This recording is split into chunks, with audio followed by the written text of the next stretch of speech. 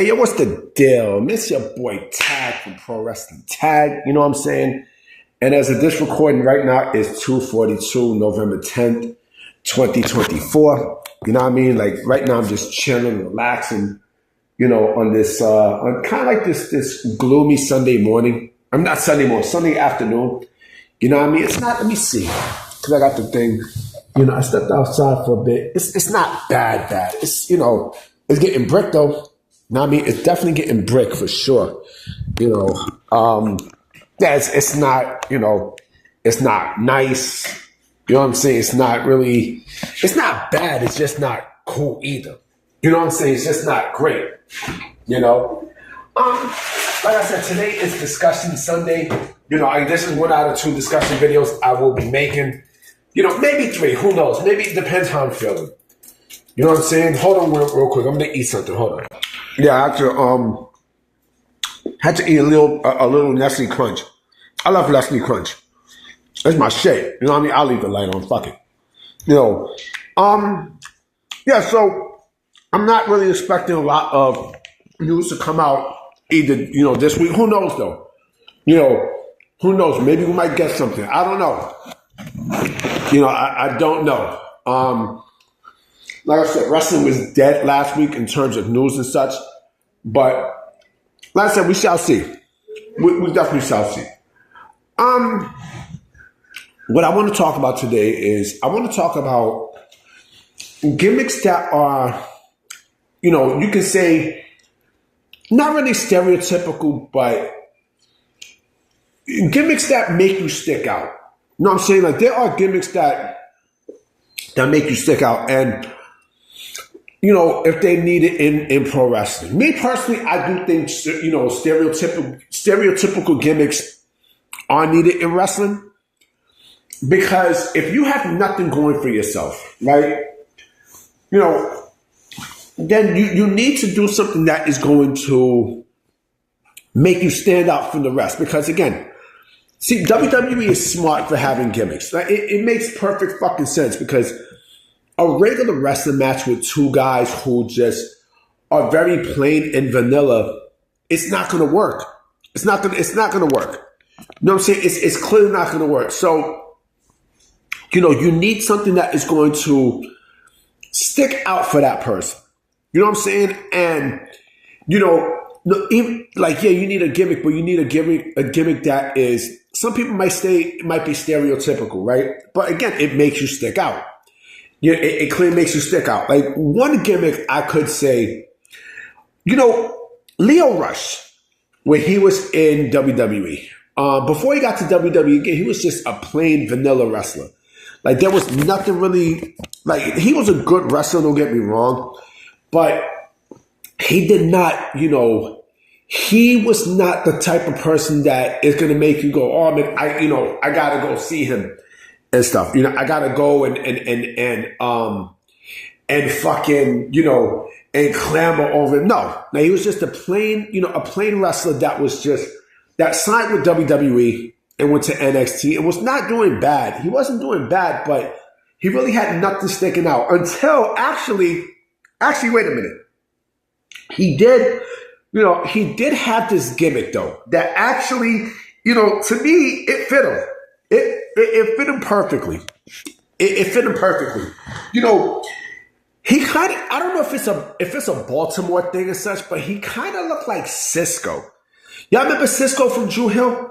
I mean, he kind of looked like Cisco. And Lio Rush looks like a rapper, you know, with that gimmick. It was the man of the hour gimmick, right? Where, you know, he was flaunting stuff and, you know, he had the hourglass and everything else. That gimmick fit him perfectly. Like he was perfect. You know what I mean? Like he was, you know, he was perfect to the point where, you know, he was kind of like must see, you know? And yes, you could say it's stereotypical because yes, he's a black guy who, you know, who is portraying a hip hop character, but it did fit him. It did fit him. You know what I'm saying? It did fit him. You know, look at the Usos when they turned heel. Right? The Usos were basically like, they kind of, you know, they had this, you know, Samoan gangster, you know, type of deal. Like, because, you know, they're both, a lot of people don't realize that they're both from California. I mean, that they are both from Cali. And again, there's a lot of Samoan gangs out there in California. So they kind of, you know, they kind of fit, you know, they've kind of fit that, you know, that gimmick. You know what I mean? It got over. I mean, it did get over. Like, you know, you look at both Jimmy and Jay, especially in 2016, you know what I mean? With like, yo, they look like fucking gangsters. They look like, you know, they threw away the face paint and stuff, and they became their true selves. You know what I mean? With the braids and you know, the whole Samoan gangster shit. Like, you can see it. You know what I mean? You can fucking see it. Like they look like they plucked out, you know, two Samoans from one of those gangs in California and just put them in the ring. That's basically what they did with the Usos.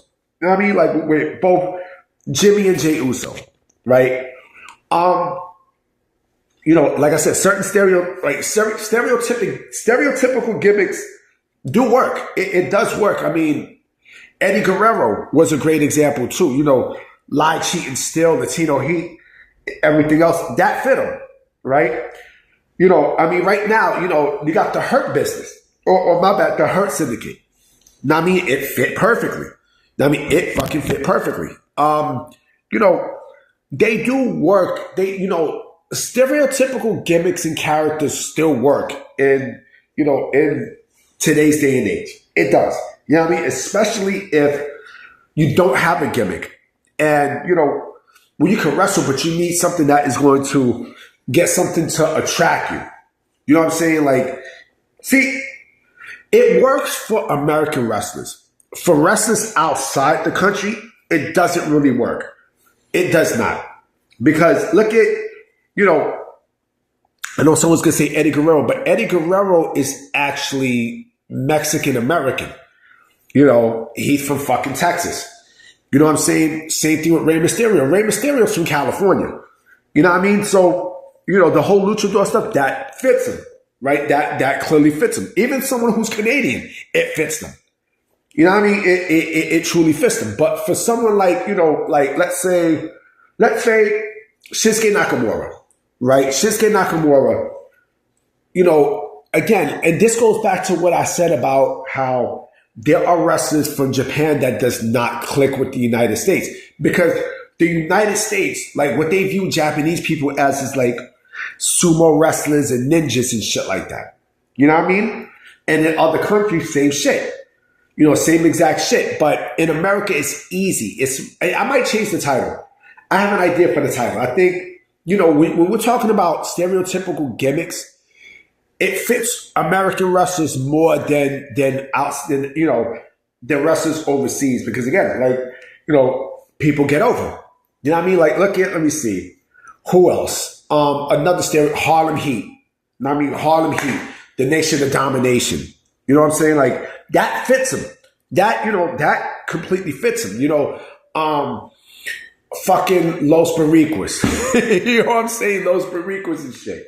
You know, and again, it fits perfectly. Like, you know, look at Swerve. You know, look at Hit Row. Hit Row, when Swerve was in WWE, that fit perfectly. Why? Because they portrayed a rap group, and it fits. Now, I mean, the LWO. I mean, the LWO, you know what I'm saying, with Selena Vega and everything else, right? That fits him. It fits him. It fits him. You know what I'm saying? Like, with Team Bad. Remember Team Bad? You know what I mean? Like, that fits them. Because again, like, it might have been a stereotypical gimmick, but it fits them. It fits them. Why? Because now they have an identity. When you have an identity with a gimmick, this is what the fuck you are. Even if it's stereotypical or not. The Godfather, it worked for him. I mean, it fucking worked. So, you know, and I hate to say this, you know, I know Vince get a lot of shit, but he actually was right about certain stereotypical gimmicks. It fucking, you know, it fit. You know what I mean? And you got to be smart about it. I mean, you legit have to be fucking smart, you know? And, you know, again, like, these gimmicks still can work in today's day and age, especially when you have a wrestler who has nothing going for themselves, right? You can pair that person with somebody. You can pair that person with somebody, you know, that can at least talk and fit the stereotype. You know what I mean? And there the fuck you go. There you go. You know what I mean? So do I think stereotypical gimmicks fit in today's pro wrestling standards? Yes, it can. But it's got to be the right situation, right time, and everything else. And when they mean stereotypical, they're talking about, you know, people outside of white people. You know what I'm saying? Like fucking, you know, mostly like the black wrestlers, the Hispanic wrestlers, the black wrestlers. You know what I'm saying? And those kinds, the Mexican wrestlers. It makes perfect fucking sense. And there's nothing wrong with that. There's truly nothing wrong with that. You know what I'm saying? But the gimmick got to fit perfectly. And your wrestling has to accommodate that gimmick. All right, so I'm about to be out, guys. So this is one out of two videos that I will be posting. So I will catch y'all later tonight with another discussion video, nigga. All right? Peace.